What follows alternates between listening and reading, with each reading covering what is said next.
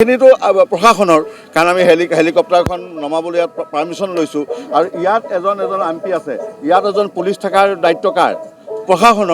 প্ৰশাসনক আমাৰ ভলণ্টিয়াৰে এছিষ্ট কৰিব, কিন্তু আমাৰ ভলণ্টিয়াৰে গোটেইখিনি কৰিব নোৱাৰে নহয়, কাৰণ আমাৰ ভলণ্টিয়াৰটো কোনো ড্ৰেছ নাই, কোনো তেনেকুৱা তেওঁলোকৰ হাতত পাৱাৰ নাই। সেইকাৰণে আমি আমাৰ সেইটোৱেতো ক'লোঁ ইমান সময় প্ৰশাসনৰ পৰাতো আমাক আৰু সুবিধা কি লাগে? সুৰক্ষাহে লাগে, সুৰক্ষা আমি পোৱা নাই।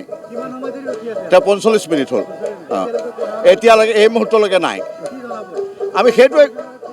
আমি চিফ ইলেকশ্যন কমিশ্যনক এইটো খেয়াল ৰাখিব দিছোঁ, মৌলানা বদৰুদ্দিন আজমলৰ সুৰক্ষা আৰু আমাৰ আমিনুল ইছলামৰ সুৰক্ষা বঢ়াব লাগে, কাৰণ অসমত যিহেতু আমি বিৰোধী, ইয়াত বিজেপি চৰকাৰ আছে, এই চৰকাৰৰ সৈতে ইনফ্লুৱেঞ্চ হৈ পেলাই কিবা ডাঙৰ ষড়যন্ত্ৰ আমি আজি গোন্ধ পাইছোঁ, কাৰণ আজি এইটো ঘটনা ঘটি গ'ল।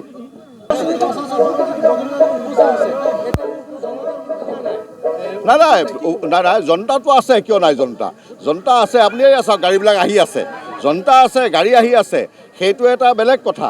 আৰু আপোনাৰ জনতা অহা নাই কাৰণে পুলিচ নাহিব সেইটোতো কোনো কথা নহয়। আমিতো পাৰ্মিশ্যন লৈ কৰা মিটিং, ইয়াত ফায়াৰ ব্ৰিগেড আহিছে, কিন্তু পুলিচটো অহা নাই। আপুনি দেখিছে, আপোনালোকে চাগে আহিছে, আছে, এতিয়াও আছে। নাই তাকে মানে কি, আমিতো এখন প্ৰপাৰলি পাৰ্মিশ্যন লৈ কৰা মিটিং, আৰু আমি প্ৰাইভেটলি কি কৰিব পাৰোঁ? হেলিপেড বনাব পাৰোঁ, বেৰিকেড দিব পাৰোঁ। আৰু পাৰ্মিশ্যন এইকাৰণে লোৱা যায় কি প্ৰশাসনে সুৰক্ষাৰ ব্যৱস্থা কৰে।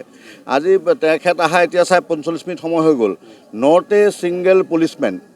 তেখেত অহাৰ পিছত মানুহ গৈ হেলিকপ্টাৰ ওচৰ পালেগৈ, আৰু তেখেতে এতিয়া ইয়াত গ্ৰীণ ৰুমত আছে। ইয়াত আমি আমাৰ ভলণ্টিয়াৰ দি এটা লেভেললৈকে পাৰোঁ, কিন্তু কোনো ধৰণৰ ইয়াত ৰূপহী থানা হওক, নগাঁৱৰ SP হওক, কোনো ধৰণৰ ইয়াত পুলিচ দিয়া নাই। আৰু কোনো ব্যৱস্থা নাই। আপোনাৰ দেখিছে নেকি এজন পুলিচ? নিৰাপত্তাহীনতাত আমি ভোগা নাই, কিন্তু আমাৰ যিহেতু ৰাইজে আমাক নিৰাপত্তা দি আছে, কিন্তু আমি ইয়াত এটা গভীৰ ষড়যন্ত্ৰৰ উমান পাইছোঁ। কাৰণ আপোনালোকে জানে, যোৱাকালি পৰমাই ভেটি, ৰঙাদৰীয়া, কাকতি গাঁও, মাগুৰ গাঁও আৰু আপোনাৰ জুৰিয়া ইমান ভাল আমাৰ মিটিং হৈছে। সেইকাৰণে আমি আমাৰ সভাপতি, তেওঁ জমিয়তৰো সভাপতি, AIDF-ৰ সভাপতি, আৰু তেখেত ধুবুৰীৰ সাংসদ, তেখেতৰ সুৰক্ষাক লৈ কিবা এটা ষড়যন্ত্ৰ হৈছে বুলি অনুমান কৰিছোঁ।